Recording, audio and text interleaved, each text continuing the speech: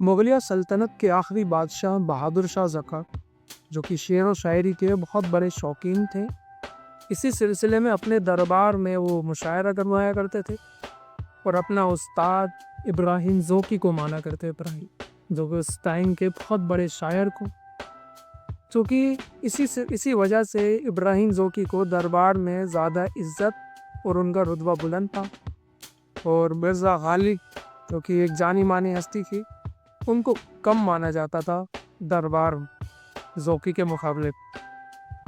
ایک بار چاندنی چوک کی گلیوں میں مرزا غالب کو ذوقی ٹہلتے ہوئے مل گئے۔ مرزا غالب نے ذوقی کو طنز کستے ہوئے کہا، ہوا ہے شاہ کا مصاحب گھرے ہے اتراتا، وگرنہ شہر میں غالب کی آبرو کیا ہے۔ مصاحب اس کو بولتے ہیں جو کسی کا چہیتا ہو۔ مرزا غالب نے شاہ کا مصاحب بولا، یعنی کہ بہادر شاہ ظفر کا چہیتا۔ ذوقی نے یہ بات سن کر نظر انداز کر تھوڑی آگے کچل دیے۔ مرزا غالب نے پھر تھوڑی زور سے آواز لگا کر کہا، ہوا ہے شاہ کا مصاحب گھرے ہے اتراتا، وگرنہ شہر میں غالب کی آبرو کیا ہے۔ وہاں پر جتنے بھی لوگ بیٹھے تھے سب ان کو دیکھ کر ہنسنے لگے، اور ذوقی کو یہ بات پسند نہیں ہوئی۔ ذوقی نے جا کر بہادر شاہ ظفر سے شکایت کر دی۔ بہادر شاہ ظفر نے اس وقت تو کچھ نہیں کہا۔ جب اگلی بار مشاعرہ ہوا دربار میں، وہاں پر بڑے بڑے شاعر آئے ہوئے تھے، اور مرزا غالب بھی تھے اور ابراہیم ذوقی بھی تھے۔ بہادر شاہ ظفر نے کہا کہ کچھ لوگ ہمارے استاد کا بھرے بازار میں مذاق اڑاتے ہیں۔ ذوقی کے اور بھی شاگرد وہاں بیٹھے ہوئے تھے۔ شاگردوں میں سے ایک شاگرد تھا، کہنے لگا کہ یہ بات مرزا غالب نے فلاں جگہ پر کی۔ بہادر شاہ ظفر اٹھے، بولے کہ مرزا کیا بات کی بات بتاؤ کو۔ مرزا غالب اٹھے اور مرزا غالب نے اس پر کہا، میں نے تو ایسا کچھ کہا نہیں، میں تو اپنی غزل کی لائنیں پڑھ رہا تھا۔